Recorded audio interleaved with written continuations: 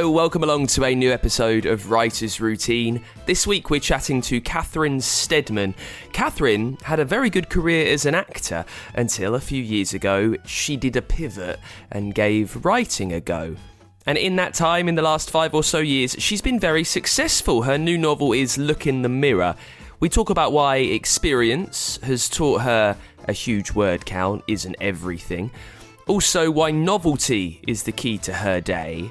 And how the move to writing came from a fear of roles that she might get offered as she got older. And I think people often think, like, if you're not like Tom Cruise or whatever, then you sort of haven't made it.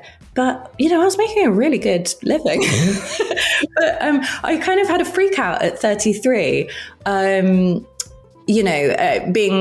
a female and getting into my 30s. I was like, I really hope all these horror stories aren't true. I hope I'm not suddenly going to never work again or only be offered, sort of like the crying woman in the background holding the baby saying, please don't go to space. We need you here. I don't want to play that person. I want to say, yeah, go do it. I can't. I'm going to stay here. Or why don't you hold the baby? I'll go. So I kind of had a bit of a freak out about that. And I was like, well, there's no point in, worrying about it. Why don't I try and do something about it? There's more on the way with Catherine Steadman in this week's Writer's Routine.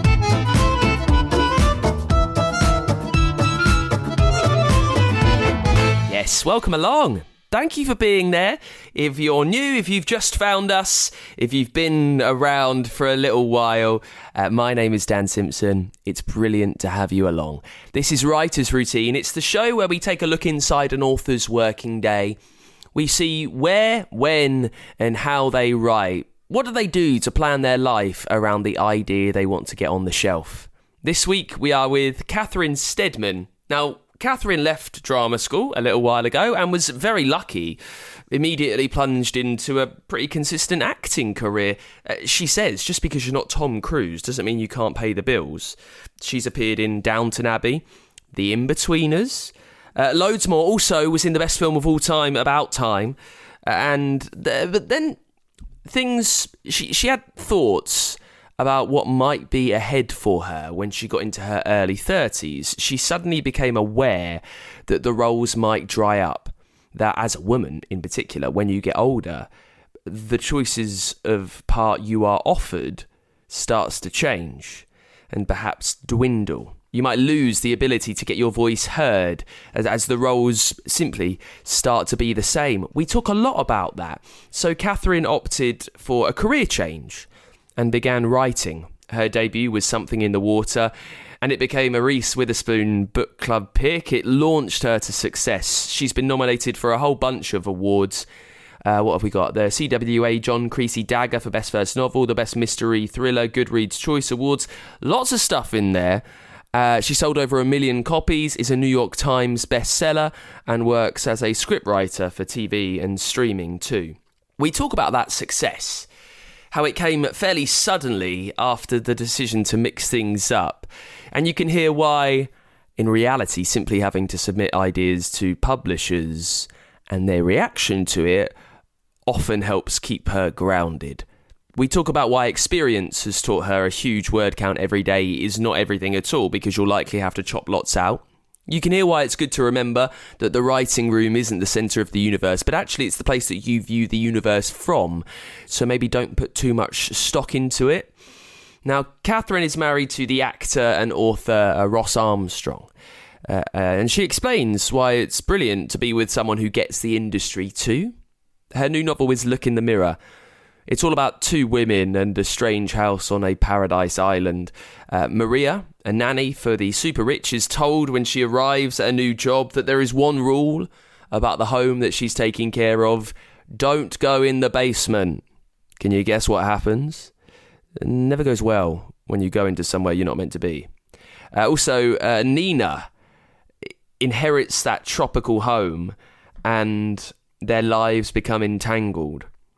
It's kind of murky waters for me to tread in, as you might have picked up from how slightly vague I was. We do try and talk about the novel, but Catherine is very keen to tread carefully because of spoilers, which is pretty fair, but we do our best. So let's see how we get on. And we get into it, as always, talking with Catherine Steadman and where she sits down to write. The last two books I've written are in my writing space, which is, I won't say where it is, obviously, but it's a kind of, it's like a creative sort of studio space. I was thinking, like, because I usually, before the last two books, I've written at the British Library, which I'm thinking about going back to next year. But yeah, so basically in my writer's studio, I've got all the books that I'm supposed to read, you know, all the proofs, like big stacks of proofs. And then I've got sort of researchy books or books that are more just like fun books. And I've got a couple of books I'm adapting for screen. So they're like in a separate file. And then I've got my giant computer. I don't know why. I started out writing on an iPhone, and then I went up to a laptop, and now I've got this massive iMac desktop. So I've sort of gone back in time, I suppose. So yeah, I've got that in front of me. And then I don't really have much on my actual desk. All those piles of books are in other corners of the room.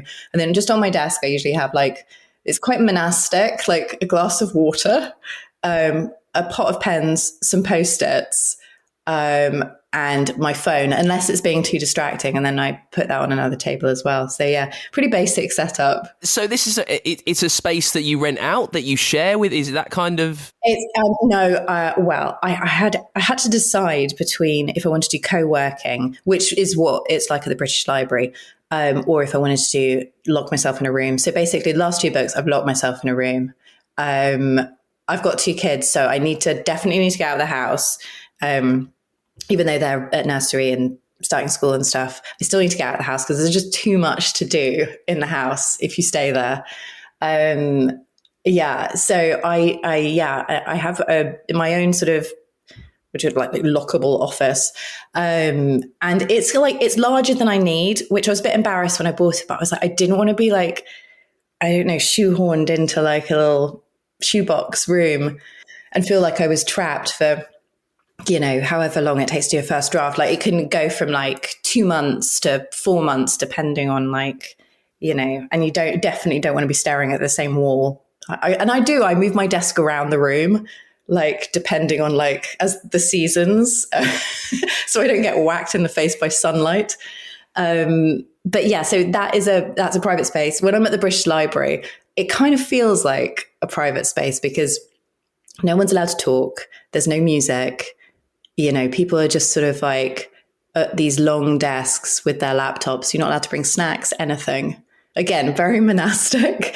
And that's very quiet. And then when you go out into the actual, you know, lobby, everyone's talking. And so you've got best of both worlds, I guess. Yeah. Why have you made the switch then? You wrote in the library and now you're writing by yourself and you're thinking of going back to the library. How is your mind changing with each new thing you're working on? Yeah, I think I'm coming to realize that I just really like novelty. I think for two books, I was like, this is great. I can just sit here, get into a flow state, not move for 3 hours. I've written like 2 chapters. This is amazing. And then now I'm thinking like, I quite like the bustle of, you know, going back to the British Library. So I might do that. And also there's that really nice, like low burble of like people sort of writing and turning the pages of books, which I kind of miss a bit. It's kind of like, puts you in like theta brain waves, I think, like this kind of low murmur of activity around you, which I kind of miss. Yeah. So when you've got your own space now, and you mentioned it's quite sparse, and there's not a lot going on, but you've had the opportunity to curate your own writing space, which is not something that loads of authors have the the flexibility and the availability to do. So what personal touches have you added? Is there anything on the walls? Yeah. The choice of the space itself was like the main thing, because I'm so like. I feel like I'm more creative when I'm in a really atmospheric space. So this room is kind of like a warehouse. It kind of like, some people have said it looks a bit like a shipping container from inside, but the entire roof, it's kind of that misted, corrugated plastic. This sounds awful, but it's really cool.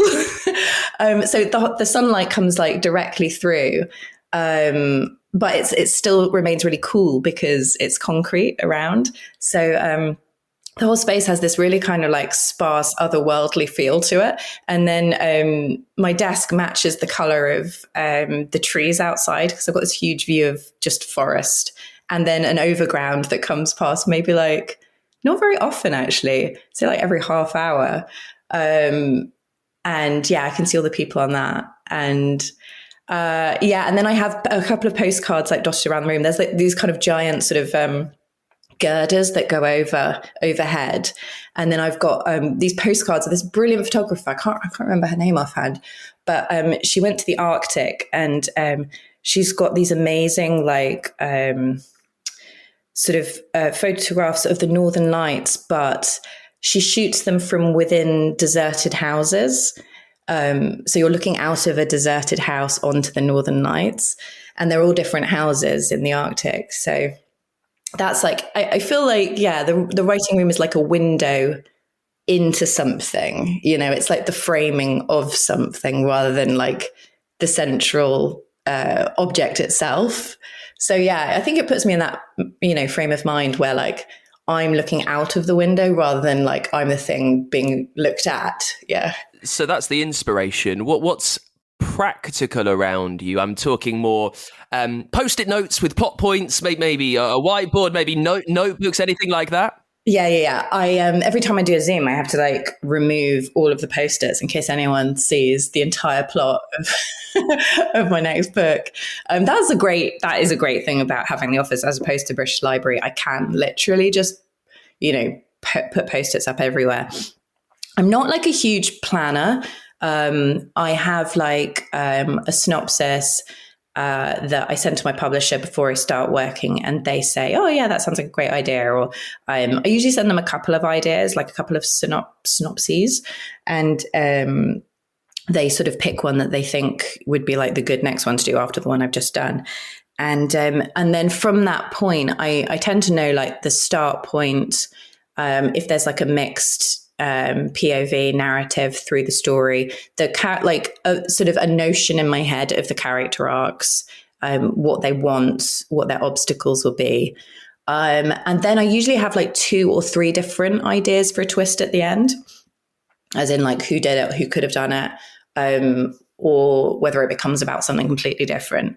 And then like from that point, I'll always know about 5 chapters ahead of where I am. But I find that that's enough of a sort of like scaffolding from which I can sort of have a bit of fun as I'm writing rather than knowing exactly what I'm doing. So yeah, post-its of the next couple of chapters, and then maybe character arcs, and then important sort of set piece scenes that I want to put in and things like that. Yeah. I've got 2 kids under 4, so the mornings are intense.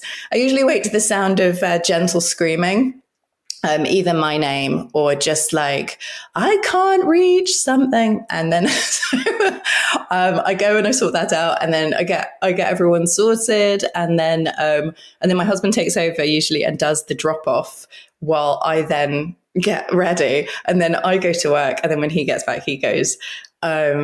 And then, yeah, I either cycle or I walk to the office. I'll grab a coffee. Although recently I've been making my own coffee. I've got an espresso and I'll take it with me. I'm really into iced coffee at the moment, like hugely into it. So yeah, that's my like treat for when I get there. Turn on my computer, have a million emails about, because I'm also writing, I'm working on 2 TV shows at the moment, as well as my next book. So I'll sort of have to field like notes on the TV shows and like arrange Zooms, like production meetings, and when I'm going to do that kind of stuff. Sometimes I have messages from my agent about new work, and I'm like, can I squeeze another job in? I don't know. But that's the thing. Like, I think that's a lag over from having been an actor. I'm like, I have the actor's fear of like, well, if I don't take this job, maybe no one will ask me again. So I do still have a bit of that. Although I like, as I get older, I'm sort of like, I'm weaning myself off that idea.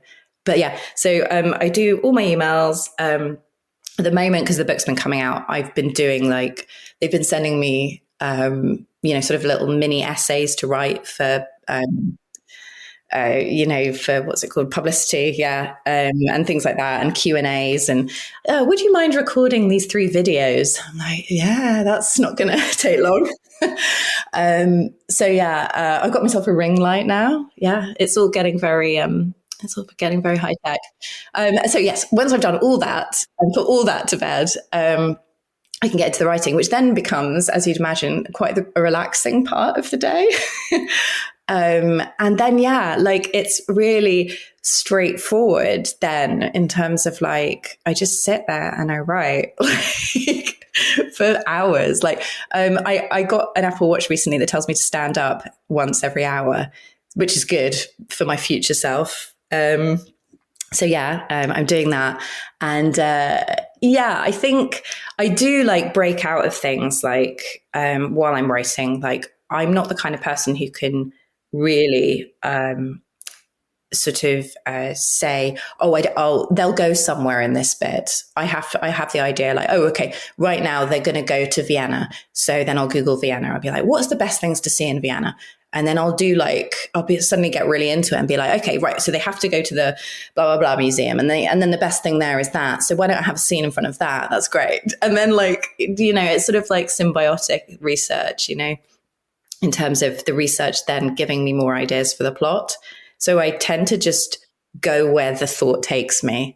The only time I do put like a 3 asterisks in the draft is dates, because sometimes like if there's like I'm mentioning a war, like a historic war, I'll just be like, I can't be asked right now to find out exactly what year that was. So I'll do an asterisk and I'll come back to that in the next round. But yeah, I sort of follow the thought where it goes, and then sometimes break for lunch, but really bad. Sometimes don't break for lunch. Sometimes just plow through till 5:30, and then cycle or run as fast as I can to nursery to pick up my kids. So, like, because of the whole planning around your kids thing, that's it's quite a concentrated amount of day that you have to work in before you are legging it over to nursery. Is there an aim? Do you want to get, 3 hours writing done, 1,000 words? Do you want to get to a point in your plot? Yes, 100%. Like usually my minimum, and when I say minimum, I mean the amount I'll get that I won't feel awful that I've had a bad day, is 2,000 words, which is usually a chapter. And I do find that I prefer to write a chapter in a day because it has like obviously its own natural arc, and I feel like I've got somewhere. So 2,000 to 2,500 a day would be, magic. Then I'm thinking I'm on track. That's great. But some days, like you'll have a great day and you'll do like 10,000 words. And then there is that thing in the back of your head going, well, maybe I don't need to maybe I'll start a bit later tomorrow. And I try not to do that. I try to be like, no, because tomorrow might be a slog. Like it might be hard and you might not get 10,000. So you might not get 2,000, you might not get 1,000. So yeah, like I try and like not berate myself if I don't get 2,000 a day, and not over congratulate myself if I do loads. Because also there's the thing that, like having had 5 books published now, I know that I can just lose chapters in the edit. That if I go over my word count in the end, I'll just have to lose stuff. So you can't get too happy with yourself if you do a huge word count of a day. And you're, am I right in thinking your husband is also a kind of writer-actor? He is, yeah. He's just finished on something actually. He's sort of transitioning now into like historical thrillers. Kind of that Elodie Harper, and he's got the same agent as Jessie Burton, the brilliant Juliette Mushins. So she's like queen of like the historical drama or thriller. There's always a sort of crime or someone's had an affair or something, so yeah, it's nice to have someone who sort of gets it. Because other members of the family can sometimes be like, "Oh, I don't like that cover. You should ring them up and tell them that I don't like that cover." Like, well, that's not that helpful.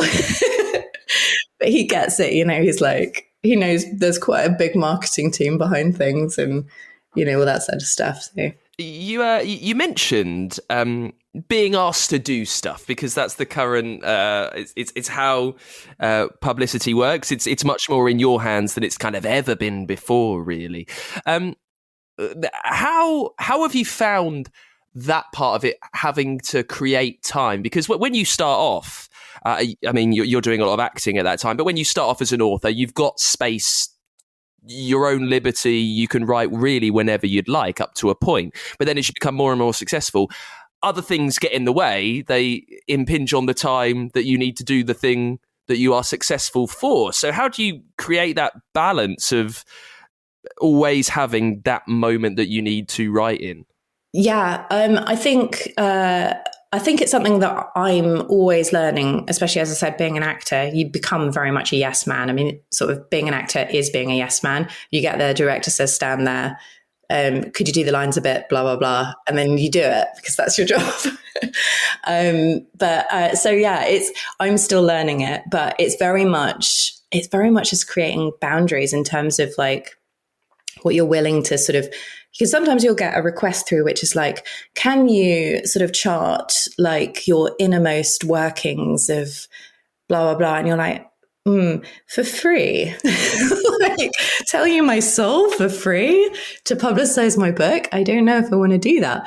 And sometimes you'll get something through and you'll be like, oh, I think maybe, I don't know, maybe the marketing team are filling my roster, to sort of like make me feel like I'm really busy.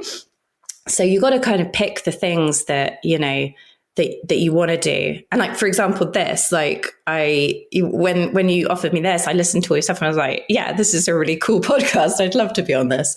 But sometimes you've got to be like, oh, I don't know, I do need to get the next draft in and I've, whatever. So yeah, it's tricky. And, but the thing is, like, I do really enjoy like hearing from readers, and that's sort of why you write books. Is you're telling a story, and it's very much a human interactive part of the job.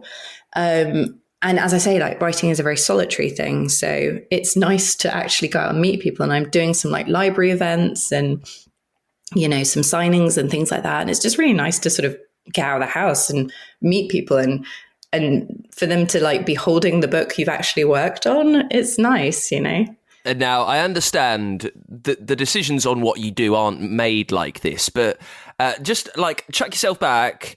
I don't know, what are we, 6 years? When was your debut release? 2018. So I know that you're working on that a bit before, but you're doing a lot of acting, which is a very itinerant lifestyle. I mean, you mentioned you have to be the yes man. It's not like you have a year-long salary and you know exactly when you're working. Why? And there's a lot of worry that comes with that. Why do you then take on this other career, which is also as itinerant, right? You might get a 1-book deal, a 2-book deal. Everything's always a bit up in the air as an author. How did that switch come about, and why make that decision? Yeah, it's a really good question. It basically was a career pivot. Like, I think I hit like 33 and I sort of had like a freak out. Like, I was so lucky, basically, from when I left drama school to basically the pandemic. Like, I worked very regularly in acting. Like, I would go from one job to the next, basically. Which is fantastic and very rare. And I think people often think like, if you're not like Tom Cruise or whatever, then you sort of haven't made it. But, I was making a really good living. But I kind of had a freak out at 33, being a female and getting into my 30s. I was like, I really hope all these horror stories aren't true. I hope I'm not suddenly going to never work again or only be offered, like sort of like the crying woman in the background holding the baby saying, please don't go to space. We need you here. I don't want to play that person. I want to say, yeah, go do it. I can't. I'm going to stay here. Or why don't you hold the baby? I'll go.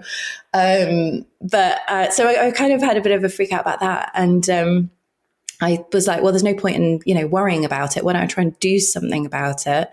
I had I think I had sort of like a big think really about all the things I could possibly career pivot into.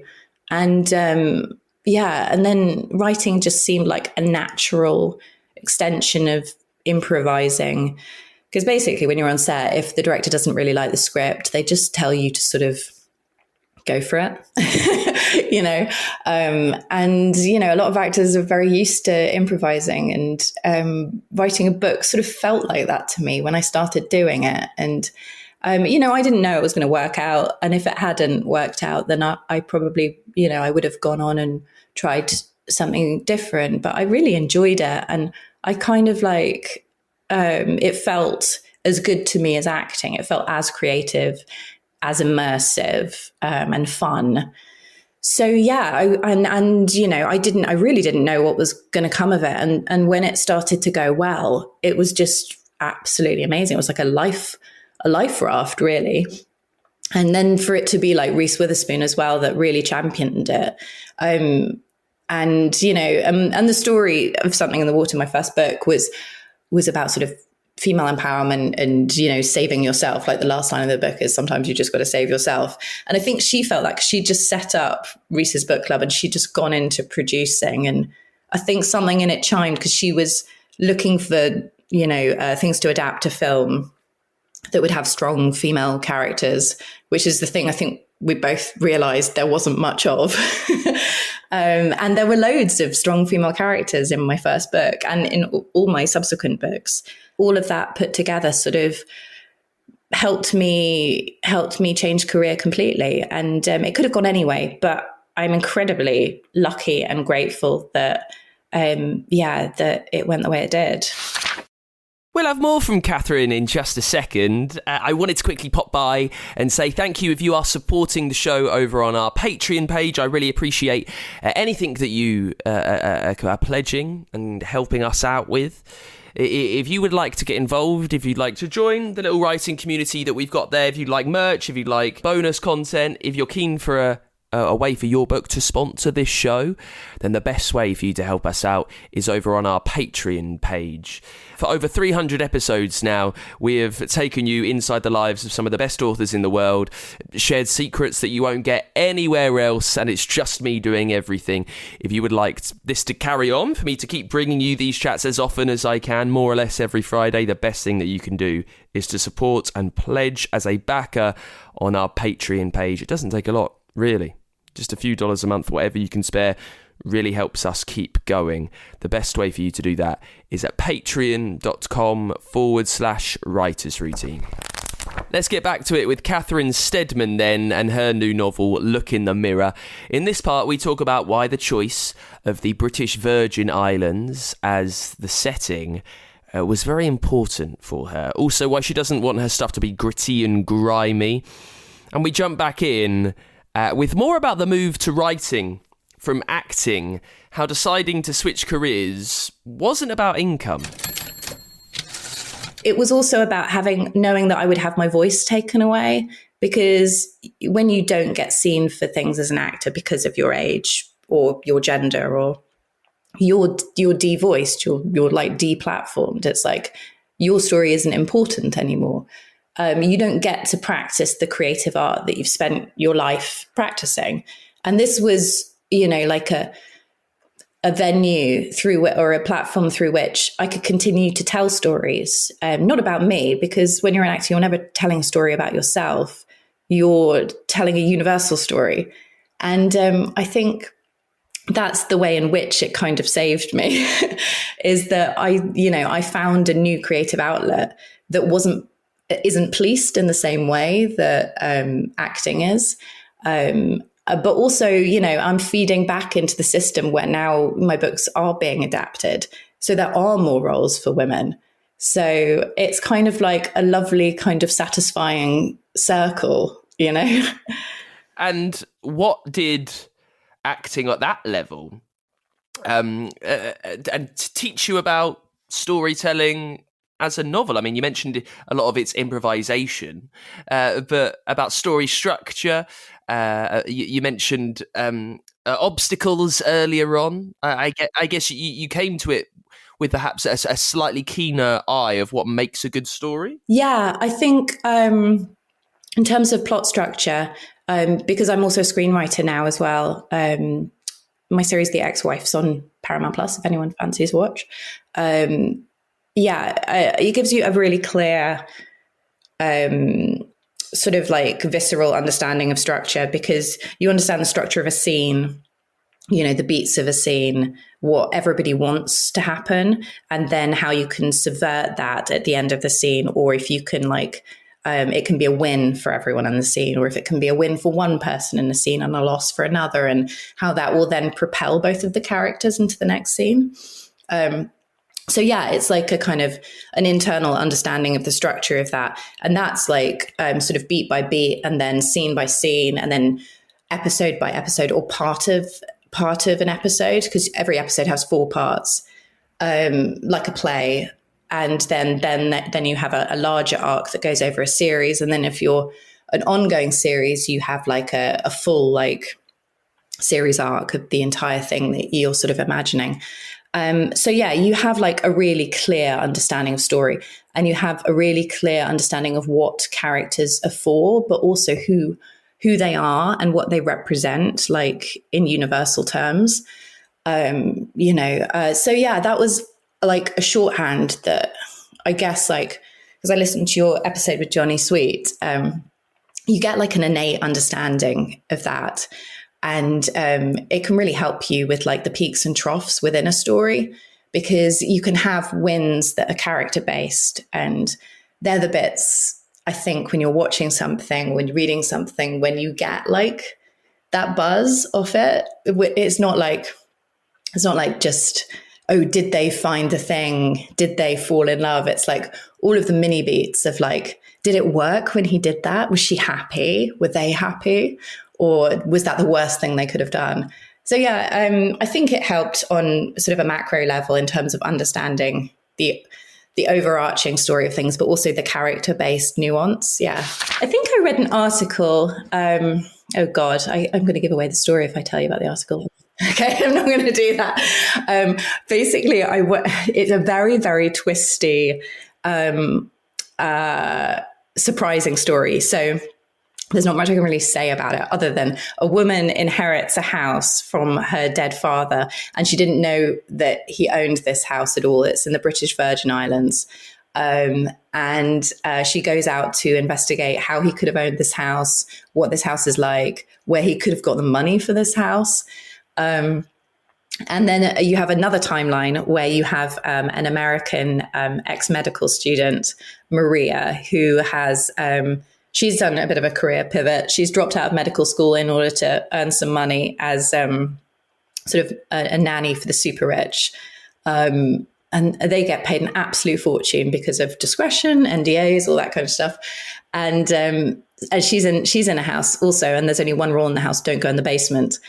So I kind of pulled together, like, you know, sort of that kind of Bluebeard idea of what's in the basement, but with a modern twist. Obviously, these people aren't stupid. They're not going to go in the basement. Why on earth would they go in the basement? They've been told not to go in the basement. There's obviously something awful in the basement. Don't go in there. And then circumstances sort of come together so that there is absolutely no way they cannot go in the basement. And we finally get to find out what's in the basement. And it is definitely not what they expect. And the house sort of locks down around them, and they're trapped inside it, and they have to sort of use their skills and intellect to get out of the house. It's how did the idea come to me? I think it was an amalgamation of things. Like, you know, I don't like my stories to be too grimy or depressing because I think the world is depressing enough, maybe. But yeah, the whole kind of Epstein Island thing, you know, how these things can happen on these islands, you know, how bribes can be made. And I didn't want to go down, you know, obviously a very uncomfortable area of like, true crime. I didn't want to get involved in that. So nothing to do with it is like nobody's sort of, being trafficked or anything like that. But the idea that anything could go on in certain places. And I liked the idea of the BVI. I think I thought about placing it in, where did I think about placing it? In sort of Panama or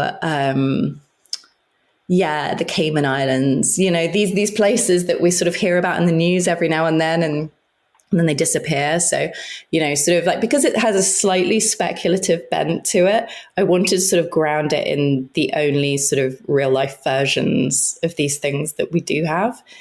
And it's just very much about like the commodification of identity, which I think is such a huge thing at the moment, about who we are and what sort of pedigree we have to like claim that.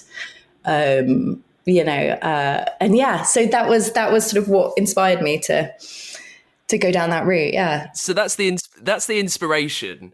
I guess it's hard for you to do this because you don't want to spoil anything. So in a more general sense, when you've got that very initial idea, what are you doing before you start typing the first sentence? What questions are you asking? What kind of plot points are you making to get to a point where you feel comfortable enough to tell the story?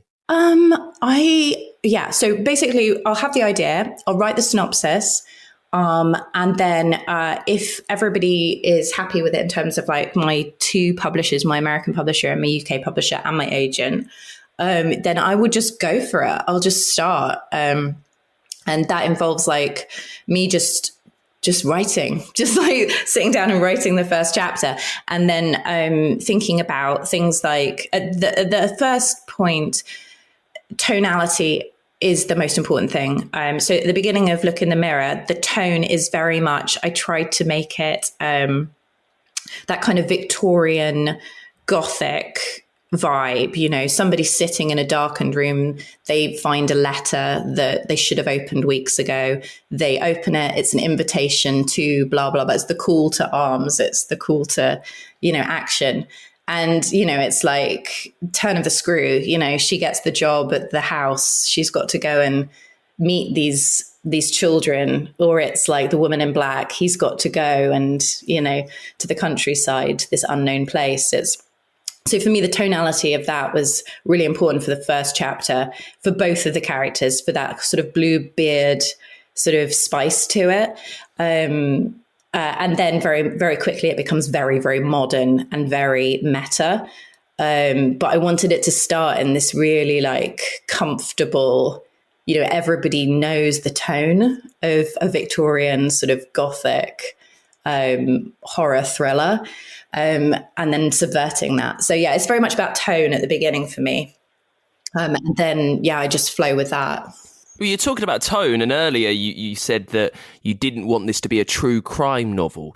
I guess what would you say your a Catherine Steadman novel is? When someone picks it up, and you mentioned being close and chatting to your readers, what are they expecting from your general tone and what you are trying to say? Yeah, so I think my tone is it's kind of it's aspirational, modern, and it's kind of action thriller, but it's ordinary people with extraordinary circumstances. Ordinary people acting under extraordinary circumstances. So, I suppose, like, it has the sort of feel of, like, you remember the first Bourne film before he realizes that he's in the CIA? that thing of, like, what the hell is going on? Why is this happening to me? And then people slightly taking themselves by surprise in terms of what they can, survive or accomplish. I think that really sort of jives with my readers. It certainly jives with me. And I think you have to write stories that, that you personally like, that just you get. And I think a lot of movies, and I think this is why people think that my books are quite cinematic, is it's sort of, that's the feel of most movies. You have an everyman who's thrown into extraordinary circumstances, and it's sink or swim. And yeah, so I think that's the tone of mine. Whereas like, I'd say like at the moment I'm reading a Gillian McAllister book. I'd say that's more like a kind of line of duty, sort of a procedural, feet on the ground kind of. She's more of a feet on the ground kind of writer. Whereas, yeah, as I'd say, mine's slightly more speculative. It's like, what if this happened? It could happen. Whereas a lot of crime can be quite, really stuff that you would see on the news, like a missing girl and a detective has to find them. And, and it's just like, I think there's space for all of it in the market. But yeah, I think I come at it from a slightly more sort of aspirational, upbeat angle. Yeah. And let's talk about character then, just simply because you're coming at character from a slightly different place, just because as an actor, you've spent a lot of your time as a different character, like having to occupy yourselves with someone else's thoughts. How helpful was that when trying to get to know Nina and Maria in the story? Yeah, it's so helpful because I'm thinking about if an actor was going to play them, what would they be trying to find out about the character in order to make them resonant for an audience, to make them, likable, to make us want to root for them, but for them to be flawed enough to still be human, and for their desires to be understandable, and why they do the things they do to be as grounded in like a universal reality as possible. No matter how crazy the situation, there should be a moment for the reader where they go, well, what else are they supposed to do? So yeah, I found being an actor incredibly helpful. I think there's loads of ways to come at it. I think often when writers have had a previous career, whether it's like in law or police enforcement or, any of the careers that they could have, or solicitors, I always feel like their characters, that you can see in their characters that they've met a lot of people. There's a depth there, and there's an understanding and a compassion. Yeah. I guess my last question, just about the words that you're writing. How much thought are you giving to the next word? How much thought are you giving that first draft, first time round? Are you coming back? Are you fixing? How does that work? Do you know what? I think when you're in flow, that's when the best stuff comes out. It's when you start nitpicking things as you're writing the first draft that it all goes to shit, really. I think you've just got to let yourself go. And you'll read things back sometimes and you'll be like, wow, sometimes you'll read it back and it'll be absolutely awful. But sometimes you'll read it back and go, did I write this? Or has someone been at my computer? But yeah, I think if you're in flow, then I think things do just come, and you've got to let yourself get there, would be my advice. And the advice that I give myself is just don't interfere with yourself at all for the first draft. Come back for the second draft and then, sort everything out that is a problem. But, I think the real gems come from those bits where you're sort of lost in the story yourself. And that's when readers can get lost in it too. And this is my last question, actually. And I don't want this to come across as this is someone you are. But if it was me, if I had wanted to become an author after doing pretty well acting, and then suddenly I have the success that you have had, selling over 1 million copies and being in all these book clubs, it would be very tough for me to keep myself grounded, to not kind of get so enlarged with my own hubris and think every single idea I had was the golden goose. How do you manage it at all? Well, it's not just me writing books. I have to send all my ideas to a publisher and they say, this is terrible. Don't do this. And then they say, this idea is good. But, as I said, I'm coming from an acting background. So I need someone to say, this is good. I need to be clapped, basically, in order to know that anything's good. I had no idea when I wrote the first book if they were going to write back and just say, this is the worst thing I've ever read. And you feel that every single time. Everybody feels that every single time. You talk to any author who's in any bookshop ever, and no matter what their sales numbers are, As soon as they sit down at a computer again, they're either terrified that it won't be as good as the last one, or they're not even sure the last one was very good. Or, everyone has imposter syndrome, and it's not imposter syndrome. That's just called being a writer, I think. And hopefully you always stay that way. Because as soon as you start thinking you're really good, that's when you start writing absolutely terrible books, I think. That's it for this week's episode. Thank you so much to Catherine Steadman for coming on the show. The new novel is Look in the Mirror. We tried to dip our toe into the plot. Very tricky. Find out more. You can pick up a copy wherever you get your books. Hopefully a local independent bookshop, but it is out right now. We'll be back next week with a brand new author on the show. In the meantime, you can support us at patreon.com/writers routine. You can drop us a follow on X. We are at WritersPod. Oh, by the way, I've done the thing that a lot of people are doing. I personally have dropped off X for a little while, just seeing how it's getting on. So if you're following my personal page, it's Stan Simpson, and you'd like to keep updated with what's going on, particularly on the show, do drop us a follow on there at WritersPod. And you can get in contact at writersroutine.com. And I will see you next week with a brand new guest. Until then, bye-bye.